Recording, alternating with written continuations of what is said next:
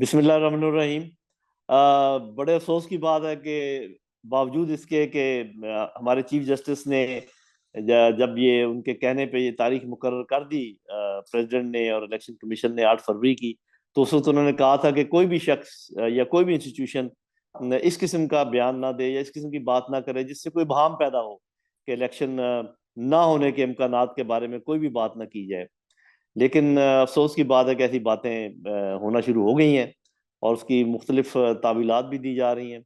अभी आपको पता है कि बाकायदा इलेक्शन कमीशन में एक दरख्वास्त जमा करवा दी गई है बलूचिस्तान से कि कुछ ऐसे इलाके हैं बलूचिस्तान के जहां पर फरवरी में इलेक्शन नहीं हो सकते। और ये बात भी दुरुस्त है, ये गलत नहीं है।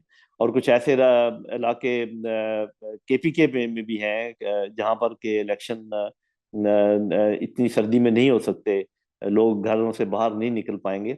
लेकिन इसको मेरा नहीं ख्याल कि बहाना बनाया जा सकता है, या जो सिक्योरिटी की सिचुएशन है उसको बहाना बनाया जा सकता है, क्योंकि ये तो बहुत अरसे से ये मामला ऐसे हैं। हाँ, कुछ जिलों में कुछ इलाकों में ये इलेक्शन पोस्टपोन किया जा सकता है जुज़वी तौर पे, लेकिन बाकी पूरे मुल्क में जो है ना इलेक्शन करवा के जो हुकूमत भी आए अवाम की तायद से उसको इंस्टॉल करना चाहिए। उसके बगैर ये चीजें आगे नहीं चलेंगी। गो के हमें कुछ ऐसे इशारे मिल रहे हैं, जैसे मिसाल के तौर पे जिस जिस शद्दोमत के साथ पंजाब हुकूमत काम कर रही है और बड़े बड़े काम कर रही है जो कि इंटरिम हुकूमत के दायरे में आते नहीं है। और कुछ काविशें फौज की तरफ से हो रही हैं कि हमारी इकॉनमी संभल जाए। वो SAFC उन्होंने बनाई है इन्वेस्टमेंट के लिए।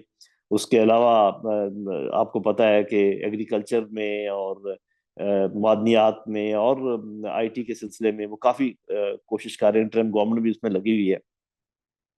तो ये जो इसमें पेशरफ्त जो स्लो है उसकी वजह ही ये है कि इस वक्त इंटरम हुकूमतें हैं और अवाम की तायद शुदा हुकूमतें नहीं हैं।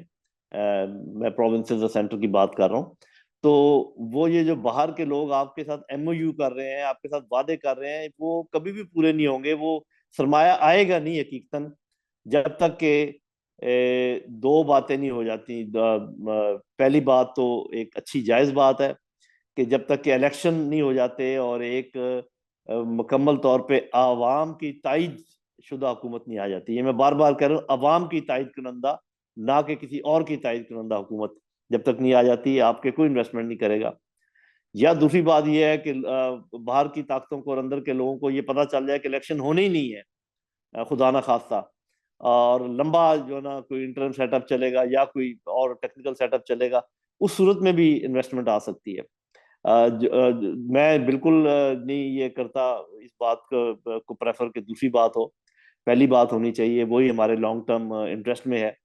और ये जो बातचीत हो रही है इलेक्शन पोस्टपोन करने की, डिले करने की, मेरा ख्याल है कि इनको ख़त्म कर देना चाहिए। और मैं तो कहूँगा कि चूंकि ये सब कुछ सुप्रीम कोर्ट के अंडर हुआ है और एक किस्म की आप समझे जामिन है जो जो चीफ जस्टिस हैं, तो उनको इसका खुद नोटिस लेना चाहिए और दोबारा एक दफा सबको बताना चाहिए कि इस किस्म की कोई बात नहीं होगी।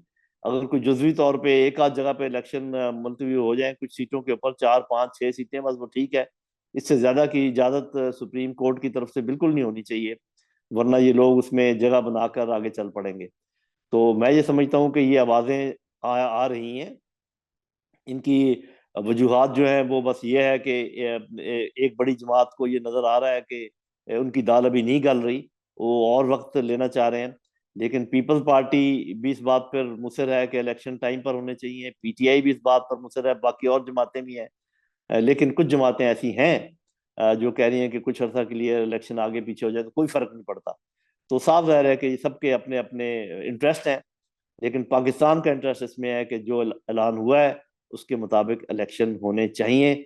अभी हम देखते हैं कि सुप्रीम कोर्ट इस पर क्या फैसला करती है या किस तरीके से नोटिस लेती है, और इलेक्शन कमीशन इस पे क्या फैसले करता है, और बाकी लोग क्या समझते हैं। बहुत शुक्रिया, थैंक यू।